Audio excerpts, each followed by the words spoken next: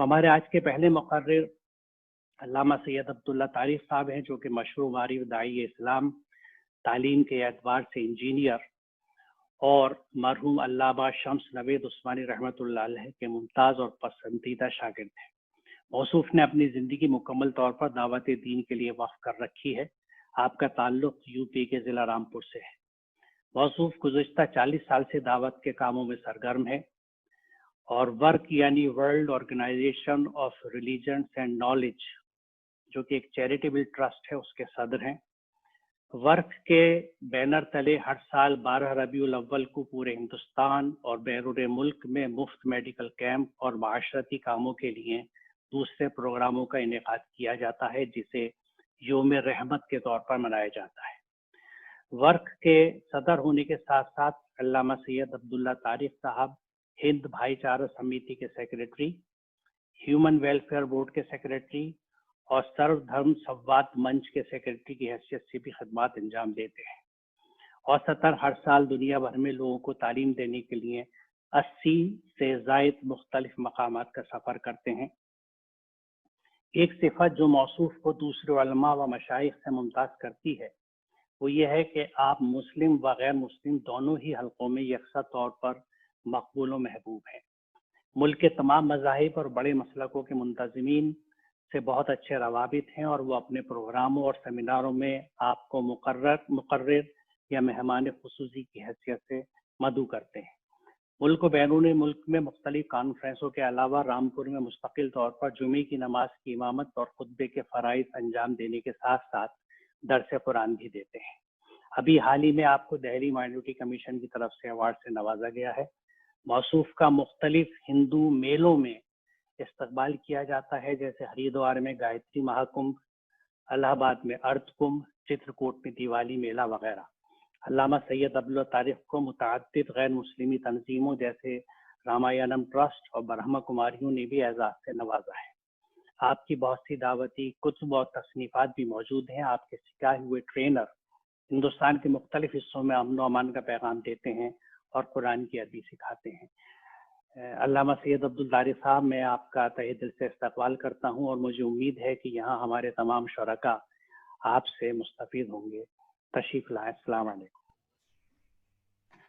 جی السلام علیکم ورحمۃ اللہ، بہت جزاک اللہ۔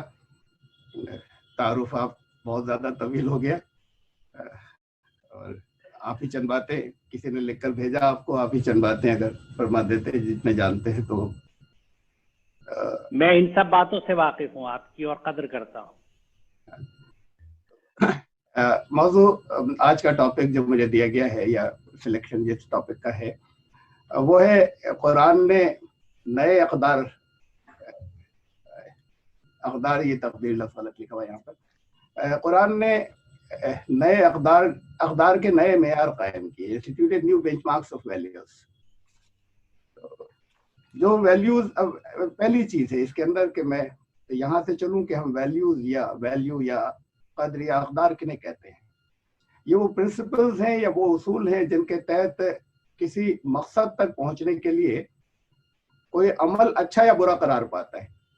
ان ویلیوز سے ٹیسٹ ہوگا کہ کوئی عمل اچھا ہے یا برا ہے، ارادہ اچھا ہے یا برا ہے، اس کے بعد عمل اچھا یا برا ہے، صالح ہے یا غیر صالح ہے، صحیح ہے یا غلط ہے، انسان کے لیے نفع بخش ہے یا انسان کے لیے نقصان دہ ہے۔ تو یہ بہت امپورٹنٹ کوالٹی ہے جسے ہم قدر کہتے ہیں۔ اس کے اندر انگریزی کے اندر ویلیو یعنی قدر و قیمت اردو میں بھی بولتے ہیں نا، تو انگریزی میں ویلیو اور ہندی میں بھی مولیہ، تو زیادہ ڈسکرپٹیو اصل میں تو اردو میں ہے جسے ہم قدر کہتے ہیں، اس لیے کہ یہ قدر کرتی کیا ہے، قدر سے کیا ہوتا ہے، قدر سے ہماری اقدار سے ہماری تقدیر متعین ہوتی ہے، اور ان دونوں کا مادہ ایک ہے، قدر اور تقدیر کا۔ قدریں ہمارے یہاں ہمارے اپنے اندر ہوتی ہیں اور اقدار ہمارے باہر مستقبل میں ہوتی ہیں۔ تو مستقبل میں جو کچھ ظہور میں آتا ہے، یعنی جیسے ہم تقدیر کہتے ہیں، وہ ہماری اقدار کے تحت جو ہم عمل کرتے ہیں اس کی وجہ سے ہوتا ہے۔ تو اس لیے بے حد امپورٹنٹ، بہت اہم بات ہے، قوموں کی تقدیریں اس سے ہوتی ہیں۔ اور قرآن کریم نے ایک بڑی اہم آیت ہے، ایک بہت اہم آیت ہے، ان اللہ لا یغیروا ما بقوم حتی یغیروا ما بانفسہم، کہ ان اللہ لا یغیر ما بقوم حتی یغیر ما بانفسہم، بے شک اللہ کسی قوم کی تقدیر اس وقت تک نہیں بدلتا. یعنی ہم عام ترجمہ کرتے ہیں حالت لفظ بھی نہیں ہے یہاں پر. بے شک اللہ کسی قوم کی تقدیر اس وقت تک نہیں بدلتا جب تک وہ اپنی اقدار میں تبدیلی نہیں آتی جو اس کے اندر ہیں. وہ اپنی اقدار میں تبدیلی لاتی ہے، تب وہ تبدیلی جو ہے وہ رونما ہوتی ہے اور تقدیر بنتی ہے. تو یہ قرآن نے کہا، یعنی اتنی اہم بات ہے. تو یہ اقدار اور ویلیوز اب میں نے خالی ڈیفائن کیا. میں مثال لیتا ہوں، مثلا کبھی کبھی ایسا بھی ہوتا ہے، اقدار تو گڈ ویلیوز کو کہتے ہیں، اچھی جو وہ پرنسپلز جن کے تحت کوئی عمل جو ہے وہ اچھا برا قرار پاتا ہے جو ہم کرتے ہیں. اب اس میں کبھی کبھی کانفلکٹ بھی آتی ہے، جیسے آنیسٹی ہے، بڑی اچھی بڑی امپورٹنٹ ایک قدر ہے یا ویلیو ہے، دیانتداری. ایک آنیسٹی اور ایک دوسری قدر ہے فیتھفلنس، یا ہم کہہ لیں کہ لائلٹی. یہ لائلٹی جو ہے کبھی کبھی دونوں ٹکرا جاتے ہیں، آنیسٹی اور لائلٹی یہاں پر. یعنی اگر کسی اپنے سے سپیریئر کے لیے یا اپنے کسی امپلائر کے لیے اگر کوئی آنیسٹ ہو تو پھر وہ اس کی پرواہ نہیں کرتا کہ کہیں پر وہ اس کی بے ایمانیاں یا اس کی کچھ کمیاں بے نقاب ہو جائیں. آنیسٹی اس بات کا تقاضا کرتی ہے اگر آنیسٹی کی ویلیو کسی کے اندر ہے.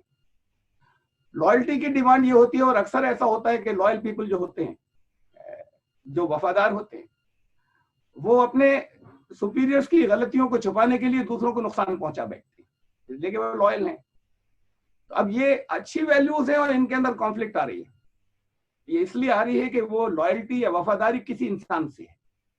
یہی لائلٹی اور وفاداری جب اللہ کی طرف منتقل ہوتی ہے، مالک کی طرف جس نے ہمیں پیدا کیا اور بنایا، تو پھر یہ ان کا پیرلیکس ریموو ہو جاتا ہے، اور یہ آنیسٹی اور لائلٹی جو ہے ان کے اندر پھر کانفلکٹ ختم ہو جاتی ہے، مرج ہو جاتی ہے ایک دوسرے میں.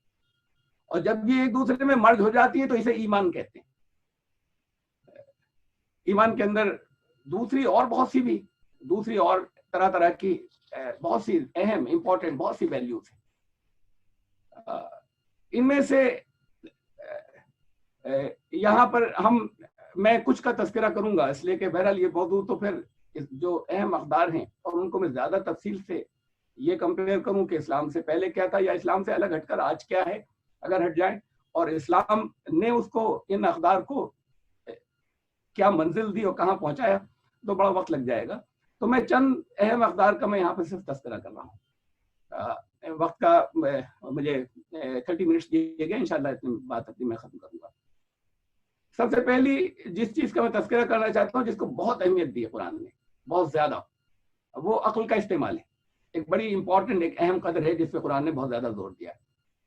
یعنی ایک مثلا قرآن کی آیت ہے یہ عقل کے استعمال کے اوپر، ان شر الدواب عند اللہ الصم البکم الذین لا یعقلون. جو تمام جتنے بھی لیونگ بینگز ہیں، جتنے جاندار ہیں، ان میں بدترین وہ ہیں، سب سے برے وہ ہیں، بدترین ان کے اندر وہ ہیں سارے لیونگ بینگز کے اندر جو عقل کا استعمال نہیں کرتے. گونگے بہرے ایسے بن جاتے ہیں کہ عقل کا استعمال نہیں کرتے. یہ کیڑے مکوڑوں سے بھی برتر، ان سے بھی نیچے کے درجے کے اوپر جانے کے بعد.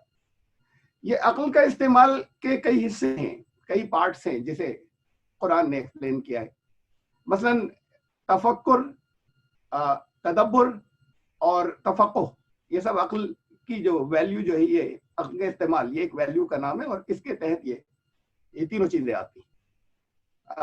میں بہت مختصر اس کے اندر سے ایک ایک کا میں تذکرہ کرتا ہوں. تفکر غور و فکر، عقل و نظر سے کام لینا، یعنی عقل کا استعمال کرنا. کتنی ہی قرآن شریف کے اندر آیات ہے جہاں پر جن میں کوئی اہم واقعہ یا اہم اصول بیان کیا گیا، اور اس کے بعد کہا گیا کہ ان فی ذالک الآیہ، ان فی ذالک الآیات، ان فی ذالک الآیات لقوم یتفکرون، ان فی ذالک الآیات لقوم یتفکرون اور لآیات لقوم یتفکرون، دونوں طرح کی آیات. یعنی اس واقعے کے اندر یہ جو اصول بیان کیا گیا، اس کے اندر اللہ کی آیت ہے، میں ترجمہ نہیں کر رہا لفظ آیت کا، اللہ کی آیت ہے یا اللہ کی آیات ہے، بعض جگہ یہ کہا بہت سی چیزوں کا تذکرہ کر کے، ان لوگوں کے لیے جو تفکر کرتے ہیں، یعنی قرآن کی اس کا مطلب کتنی ہی چیزیں تو پھر ان کے لیے ختم ہو گئیں، قرآن کے اندر آیت ہی نہیں ہے، ان کے لیے آیات ہی نہیں ہے جنہوں نے تفکر نہیں کیا. بہت سخت بات ہے. میں نیکسٹ پوائنٹ کے اوپر آتا ہوں. تدبر. تدبر ہے، کہتے ہیں کہ کسی بات یا عمل کے آخری انجام کے اوپر نظر رکھنا. بہت زور دیا ہے قرآن شریف کے اندر، بہت متعدد آیات ہیں اس کے اوپر، جہاں پر یہ کہا کہ یہ لوگ تدبر کیوں نہیں کرتے، غور و فکر کیوں نہیں کرتے. ایک جگہ فرمایا کہ دیکھنا چاہیے، کتاب انزلناہ الیک مبارک لیدبروا آیاتہ ولیتذکر اولی الالباب. ایک کتاب یہ قرآن کے بارے میں، ایک کتاب یہ قرآن کے بارے میں کہ یہ وہ کتاب ہے جو ہم نے نازل کی، کتاب انزلناہ، جو ہم نے نازل، اس کو ہم نے نازل کیا الیک تمہاری طرف مبارکن، یہ تمہارے ارتقاء کی ضامن ہے. برکت، یعنی برکت اسے کہتے ہیں کہ جہاں اوپر پھلے پھولے جڑ مضبوط ہونے کے ساتھ میں، تو تمہارے ارتقاء کی ضامن ہے یہ کتاب جسے ہم نے نازل فرمایا کتاب انزلناہ الیک مبارکن لیدبروا. اور پہلی بات اس کے بعد یہ کہی کہ تدبر کیا جائے گا تب ہوگا ارتقاء، اس لیے نازل کیے کہ اس میں تدبر ہوگا. تو پھر جیسا کہ ابھی ڈاکٹر اسلم پرویز صاحب فرما رہے تھے کہ پڑھ لینا، یہ تو بہت وضاحت کے پڑھ لینا جو ہوتا ہے وہ نہ علم ہوتا ہے، پڑھ لینا نہ اس سے استفادہ ہوتا ہے. لیکن اصل بات جو ہے وہ یہ کہ حد یہ کہ عمل تک غلط ہو جاتے ہیں، غلط مفہوم سمجھنے سے. بہت سے موقعوں کے اوپر اسی کے اندر پڑھنے کے اندر ہی وہ آیات ہیں جنہیں پڑھنے کے بعد لوگ کچھ ایکسٹریمسٹ بن جاتے ہیں، کبھی ایک طرف، کبھی ایسا ہو جاتا ہے کہ کسی دوسری طرف نکل جاتے ہیں کہ کہاں ہم کچھ بھی نہ کریں، ہاتھ پہ ہاتھ دھر کر بیٹھ جائیں. تو یہ ساری چیزیں جو ہیں یہ غور و فکر کرنے سے ایک تفکر، تدبر، اور اس کے بعد نیکسٹ جو اس کا تیسرا حصہ تھا تفقہ، بڑی اہم بات ہے، جو اس عقل کے استعمال کے تحت جو اس قدر یا اس ویلیو کے تحت جو یہ تین سب ویلیوز یا صفات آتی ہیں. تفقہ ہوتا ہے کسی موجود چیز کے اوپر حاضر پر غور کر کے غائب تک پہنچنا. اس وقت ہم غور کر رہے ہیں اور آگے کے نتیجہ جو ہے وہ نظر کے اوپر آ جائے، جو عام لوگوں کی نظروں سے اوجھل ہے. یہ ہے تفقہ. اس تفقہ کے لیے بھی قرآن نے بہت جگہ جگہ بہت زیادہ تاکید کی اور بہت زیادہ غور کیا، بہت زیادہ جو ہے وہ اس کے اوپر اصرار کیا. میں صرف ایک بڑی اہم آیت رکھ رہا ہوں. وَلَقَدْ ذَرَأْنَا لِجَهَنَّمَ كَثِيرًا مِنَ الْجِنِّ وَالْإِنسِ. کتنے ہی جاندار ہیں جنوں انسوں کے اندر، جنات و انسان میں کتنے ہی ہیں جو جہنم کا ایندھن بننے والے ہیں. اور اس میں ذکر کیا کہ بصیرت نہیں رکھتے، اپنے سماج سے صحیح کام نہیں لیتے. اس کے بعد فرمایا کہ لہم قلوب لا یفقہون بہا، قلوب ہیں لیکن تفقہ سے کام نہیں لیتے. اولئک کالانعام، یہ تو جانوروں کی طرح ہو گئے.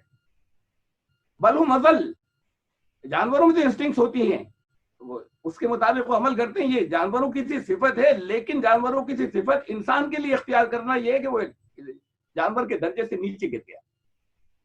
تو انسان جانور کے نیچے سے گر جاتا ہے، اور جب انسان جانور کے نیچے سے کے درجے سے نیچے گر جائے تو پھر وہ جہنم کا ایندھن بن جاتا ہے. اور یہ وہ لوگ ہیں جو تفقہ سے کام نہیں لیتے. یہ اتنی اہم بات ہے. اصل میں اقدار کا خالی ذکر نہیں کرنا تھا، موضوع تو یہ تھا کہ قرآن نے کس بلندی کے اوپر پہنچایا ان اقدار کو. ہمارے یہاں مذاہب کے اندر جو تعلیم دی جاتی ہے سب جگہ، خود مسلمانوں کے یہاں ایک عام تعلیم یہ ہے کہ پہلے اپنی عقلوں کو بند کر دو، اگر دین کے بارے میں کچھ سوچنا ہے اسے روک لو، جو بتایا جائے جیسے کہا جائے بس وہ کر لینا. قرآن نے سب سے کہا ہے کہ تمہیں کرنا کیا تھا، تمہارے مقام جو ہے یہ آخرت کے بارے میں اللہ بہتر جانتا ہے، لیکن کم از کم دنیا تو ضرور جہنم بن جائے گی. اس لیے کہ ان اصولوں پر عمل نہیں کر سکیں گے جو قرآن کہتا ہے. جانوروں سے بدتر اگر اس لیول کے اوپر آ گئے کہ انسان نے اپنے آپ کو جانوروں سے نیچے گرا دیا. تو یہ اس لیول تک قرآن لے کر گیا ہے. قرآن میں تقریباً 150 سے زیادہ آیات ہیں جہاں پر عقل استعمال کرنے کی تاکید. اس کے تحت یہ سب آتا ہے، تفکر و تدبر و تفقہ. اور یہ آخری درجے کی بات ہے جو دنیا مذاہب کے اندر نہیں مل سکتی. یعنی کتنے ہی تو ہمارے مسلمان جن کے ذہنوں کے اندر یہ تصور بھی نہیں آ سکتا کہ قرآن یہ کہہ رہا ہے، کہ قرآن یہ کہتا ہے کہ خود قرآن کے معاملے میں اگر کوئی تمہارے سامنے کوئی چیز آئے تو اللہ کے جو اصل بندے ہیں، حقیقی بندے ہیں، وہ اندھے بہرے ہو کر اس کے اوپر ماتھا نہیں ٹیکتے ہیں، سمجھ کر مانتے ہیں. یہ بالکل آخری درجے کی بات ہے سورہ فرقان اور اس کے آیت نمبر شاید 71 یا 73 کہ اندھے بہرے ہو کر اس کے اوپر نہیں گرتے بلکہ وہ سمجھ کر مانتے ہیں. یہ ہے وہ لوگ اذا ذکروا بآیات ربہم لم یخروا علیہا، جب ان کو ریمائنڈر دیا جاتا ہے بآیات ربہم، اس قرآن کے آیات کا، ان کے رب کی طرف سے جو آئی ہیں، تو اس کے اوپر ماتھا نہیں ٹیک دیتے اندھے بہروں کی طرح، سم و عمیانہ، بہروں اور اندھوں کی طرح. یہ بہت بالکل ایکسٹریم اور آخری درجے کی بات ہے. صحیح حکم تھا، دوسروں نے بتایا، آنکھیں بند کر کے ہم نے سمجھا، سوچا کچھ نہیں، عمل کیا، اچھا ہوگا، اچھا نتیجہ بھی نکلے گا. بہت سے لوگ کرتے ہیں ایسا. لیکن جو سمجھ کر مانے گا، یہ جو اصل مشن تھا رسول اللہ صلی اللہ علیہ وسلم کا، جو سمجھ کر مانے گا وہ ہزاروں کو سمجھا سکے گا.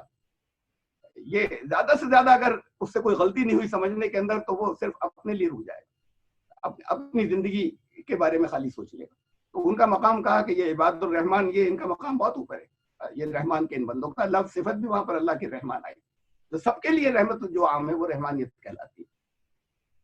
تو یہ اس کے بعد پھر میں نیکسٹ جو صفت ہے اس کا میں تذکرہ کر رہا ہوں، یا نیکسٹ صفت نہیں کہنا چاہیے اسے، جسے میں یہاں لینا چاہتا ہوں، جو چند میں نے جو سلیکٹ کی ہیں، جو قرآن نے جو صحت مند اور اچھی اقدار رکھی ہیں، اس میں کمپیشن یا رحمت، یہ اس کے اندر رحمانیت اور رحیمیت دونوں شامل ہو گئی. اگر ہم بغیر کسی امتیاز کے سب کے ساتھ رحمت کا سلوک کریں، تمام انسانیت کے ساتھ میں، تمام لیونگ بینگز کے ساتھ میں، تو یہ تو ہے رحمانیت کی صفت، کمپیشن کے تحت آتی ہے، یا رحمت کی یہ صفت، رحمت کا وہ حصہ جو رحمانیت ہے. اور رحمت کا وہ حصہ جو رحیمیت ہے وہ یہ ہے کہ خود اپنے اندر اور سماج کے اندر یہ شعور بیدار کیا جائے کہ ایمان کی راہ پر چلنے سے نفع ہوگا اور اس کے خلاف چلنے سے نقصانات ہوں گے، ان کو اس سے باخبر کیا جائے، یہ رحیمیت ہے. ان دونوں کا ہی مجموعہ جو ہے، اس کا ایک نام جو رحمت ہے، یہ آتا ہے ہمارے یہاں مثلا دیا ہے، کرپا ہے. یہ دیا کرپا، اس سے وہ مفہوم ادا نہیں ہوتا، اس میں ایک سپیریورٹی کمپلیکس آ جاتا ہے. کوئی حقیر ہے، اس کے اوپر دیا کر رہے ہیں. آ سکتا ہے، نہیں آئے ہر ایک کے اندر، لیکن اکثر آ سکتا ہے کہ کوئی دوسرا حقیر ہے، اس کے اوپر اس کے ساتھ میں کچھ ہم احسان کر رہے ہیں، اردو میں جیسے احسان کہتے ہیں، تو اس کے ساتھ ایسا یہ دیا ہو جاتی ہے، یہ کرپا ہو جاتی ہے. یہ رحمانیت اس سے بہت اوپر کی چیز ہے، اور رحیمیت بھی اس سے بہت آگے کے درجے کی بات ہے. یہ انفاق جو ہے اللہ کے راستے میں، یا خرچ کرنا، اسے اللہ کے راستے کہا. انفاق یہ اسی کے تحت آتا ہے. یتیموں کی، ضرورت مندوں کی، حاجت مندوں کی ضرورتوں کو پورا کرنا. تمام مذاہب تعلیم دیتے ہیں، دیتے چلے آئے ہیں. لوگ کوئی کریں یا نہ کریں، لیکن وہ مذاہب کہتے ہیں کہ بڑا پن، بڑا اچھا کام ہے. اس پن کرنے میں ایک کا ہاتھ خالی ہاتھ ہی اوپر نہیں ہوتا، کچھ ذہنی طور پر، کچھ شعوری طور پر وہ اپنے آپ کو اونچا بھی سمجھتا ہے کہ اس نے کسی کے ساتھ میں احسان کر دیا. قرآن نے کہا وفی اموالہم حق للسائل والمحروم، تمہارے مالوں میں ان کا رائٹ ہے. یہ کوئی تمہارے پاس سے کوئی احسان نہیں ہے جو تم کسی کو دو گے. یہ اللہ کا ڈسٹریبیوشن سسٹم ہے، تمہیں ٹیسٹ کرنا تھا کہ کسی کو زیادہ دیا ہو، کسی کو کم دیا. حق ہے ان کا رائٹ ہے. دینے کے بعد احسان مانے کہ پھر وہ حق ادا ہو گیا، ورنہ ظالم قرار پاتے. یہ ہے ہائٹس، یہ ہے تبدیلی جہاں پر قرآن اقدار کو لے کر گیا. یہ نئے بینچ مارکس قرآن. مثلا قرآن نے اس حق کے ساتھ میں کہا، مثلا پوچھا کہ سوال بتایا کہ لوگ سوال کریں گے، یسألونک ماذا ينفقون، یہ سوال کریں گے کہ خرچ کیا کریں. ایک لفظ بولا ہے، قل العفو، جتنا تمہاری ضرورت سے زیادہ ہو وہ سب خرچ وہ کرنا ہے جو تمہارے پاس.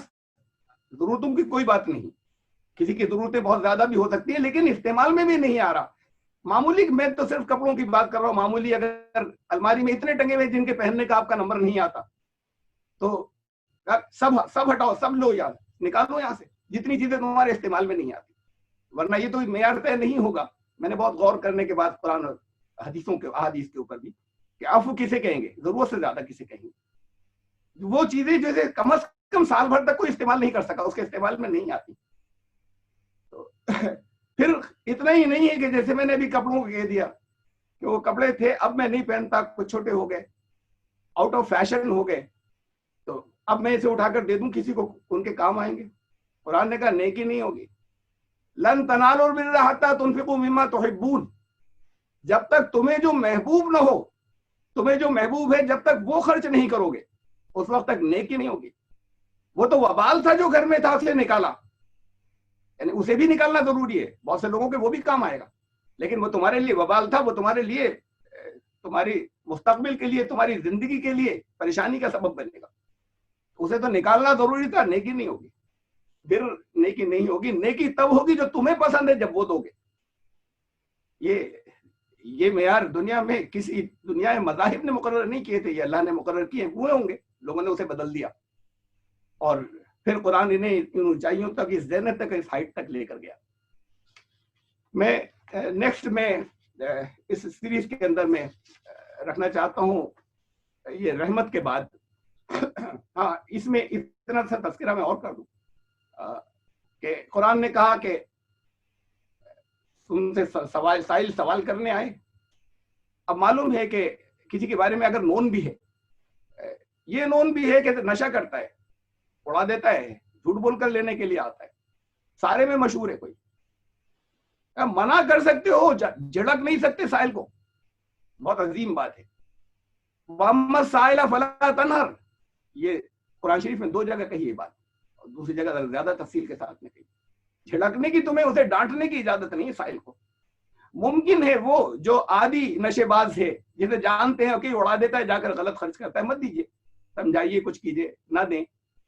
لیکن جس وقت تم نے جھڑکا اسے, اس وقت وہ ضرورت مند تھا, وہ چاہے جیسا ہو, اس کی عادتیں جیسی ہوں, تو پھر اس وقت کا گناہ ہو گیا تمہیں, اس لیے جھڑکنا نہیں ہے سائل.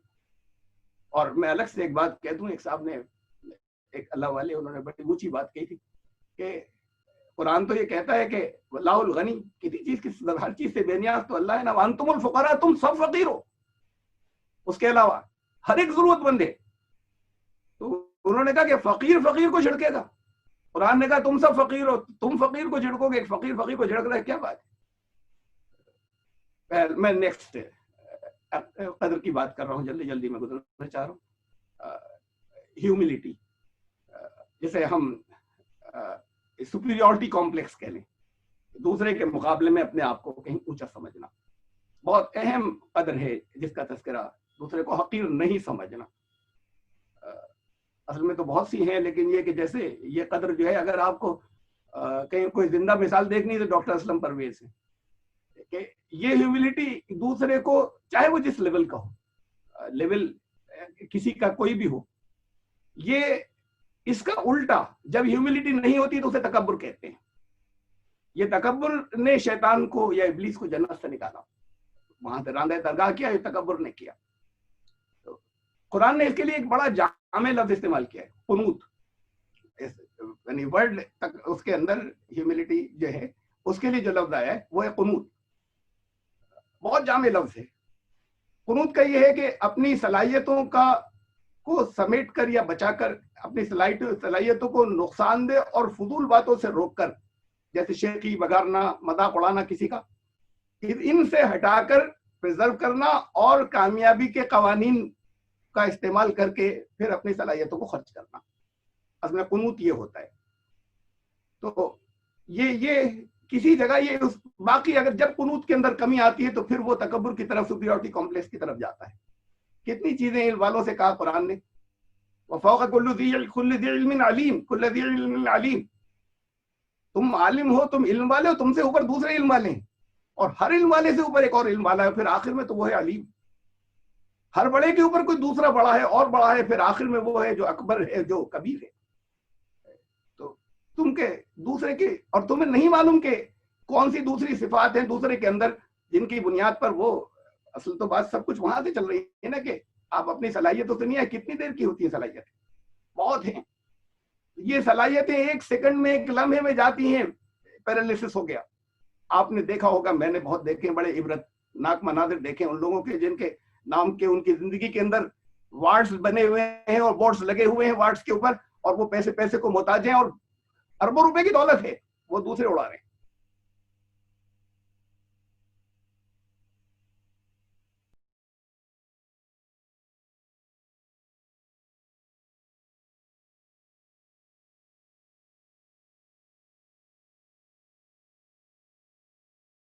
करते हैं बड़ी तादाद के अंदर, आप में से भी होंगे बहुत से जो करते होंगे।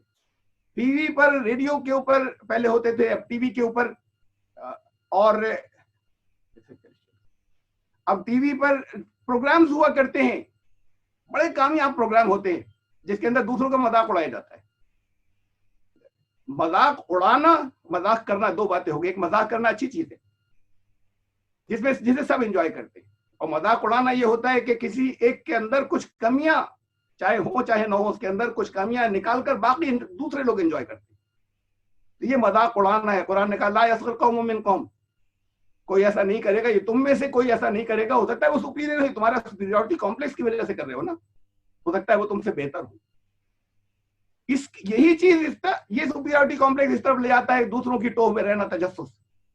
वो एक साहब ने सवाल भेजा मुझे कि तजस्सुस अगर जरूरी है बहुत सी जगहों पर, कहीं रिश्ते के लिए हमें टोह में रहना है या कुछ इंक्वायरी करनी, मुख्तलिफ इंक्वायरीज, किसी बुरे लोगों की इंक्वायरी करनी ताकि लोग उसकी ऐप से बच सके, तो ये क्या है कि हम दूसरों की टोह में बिल्कुल नहीं रहें।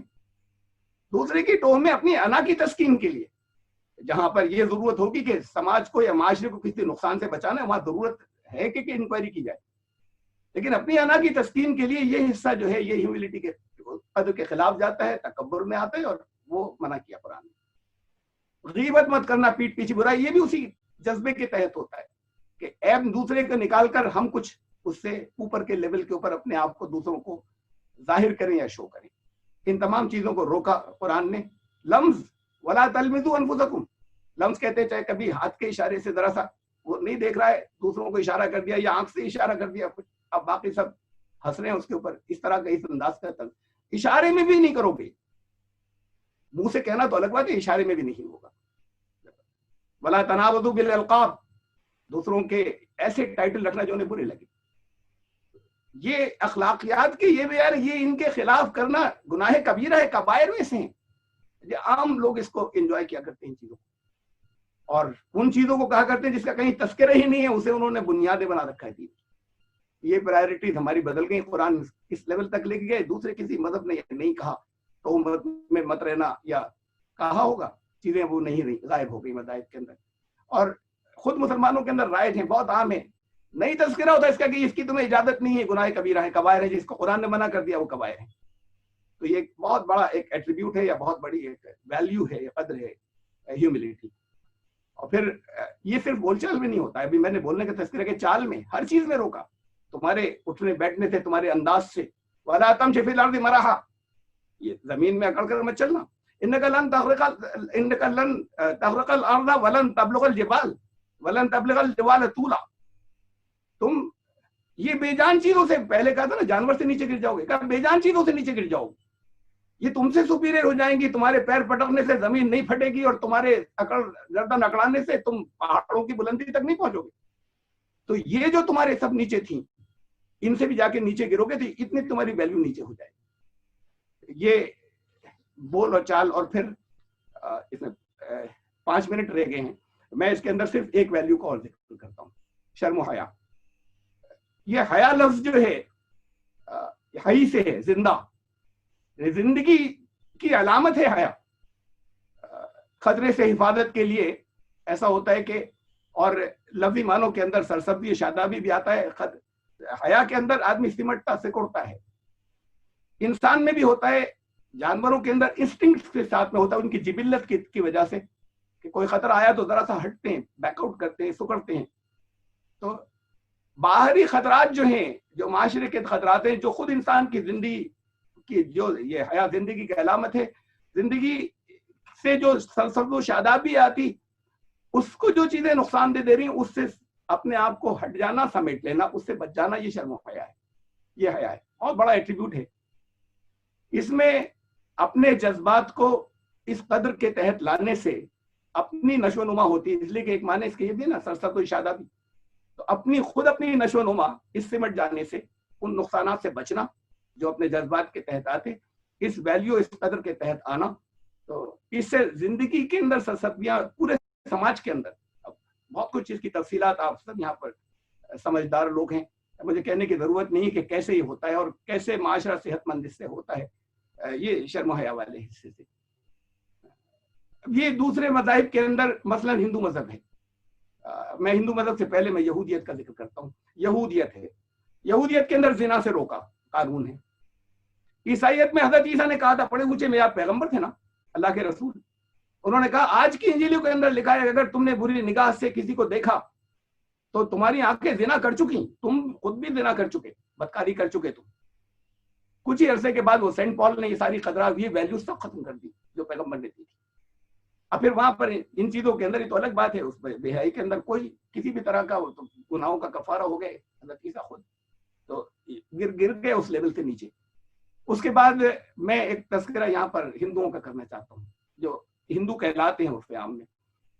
ان کی عورتیں، آپ کسی گاؤں کے اندر چل جائیے آج بھی، بہت سے گاؤں کے اندر آپ کو ایسا ملے گھونگھٹ کھینچ لیں گے فوراً باہر کا کوئی آیا۔ یہ فطری شرم ہے، یہ کلچر چلا رہا تھا پتہ نہیں کب سے۔ اب اس کے اندر یہ تبدیلی آئی کہ اب وہ دوسروں کے گھونگھٹ نوچنے لگے، ان کا حجاب نہیں ہوگا۔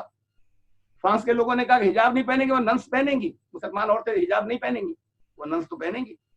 یہ اس کے خلاف ہے، ہماری فرانس کے اقدار کے خلاف ہے۔